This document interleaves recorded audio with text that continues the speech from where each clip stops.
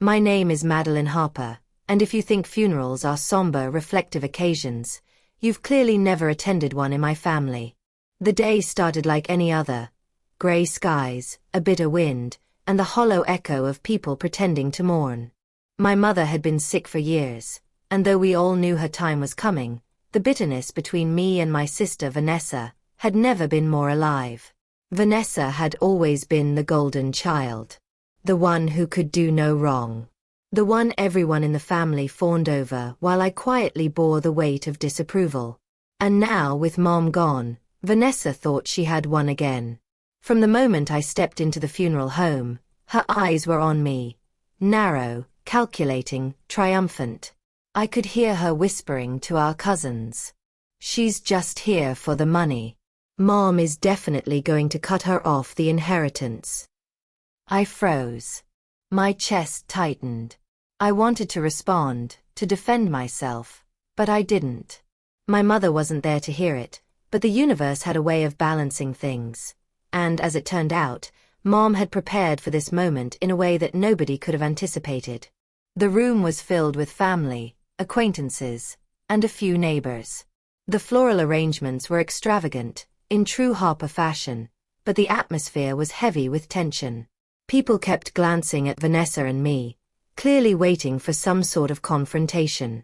I kept my composure, even though inside, my heart was racing. I had a secret that nobody else knew. A secret my mother had entrusted to me months ago, before her final days. Mom had been meticulous, organized, and cunning. She had anticipated everything. The whispers, the schemes, the lies, and most importantly, Vanessa's insatiable greed. She had left instructions with our family lawyer, and in her own subtle way, she had ensured her last words, well, not spoken directly, but recorded, would be the most powerful message our family would ever receive.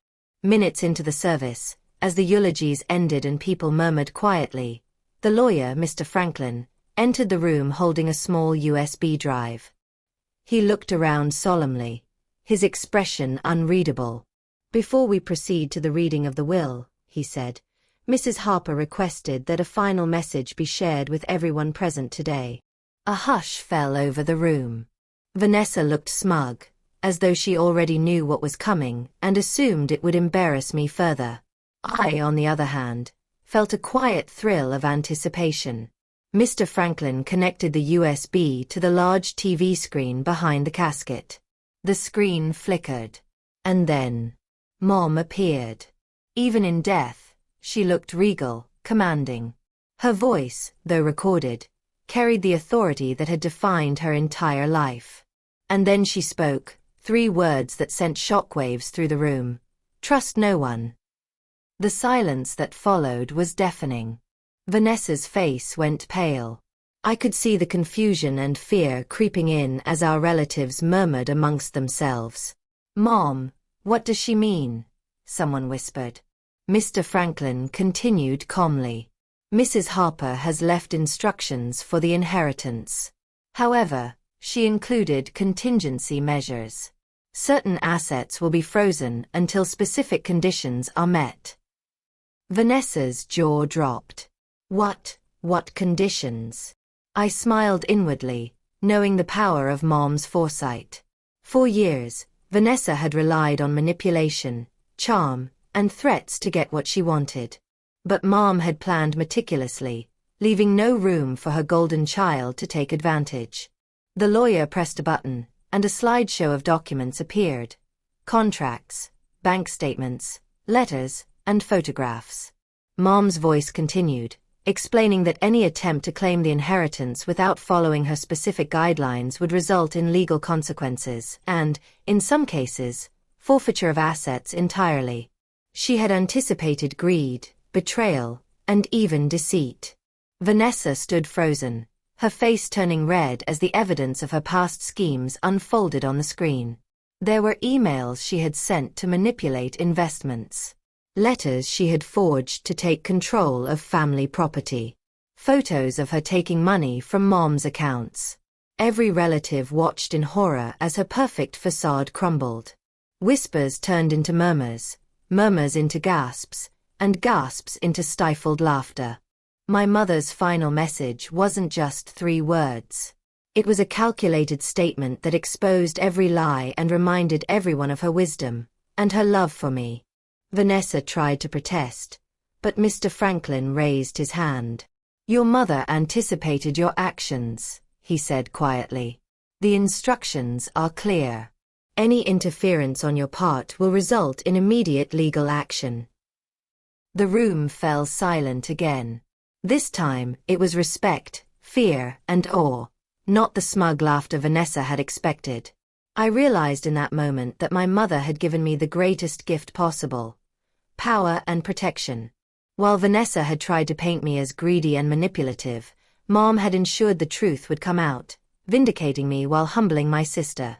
I walked over to the front of the room, stood beside the casket, and quietly whispered, "Thank you, Mom."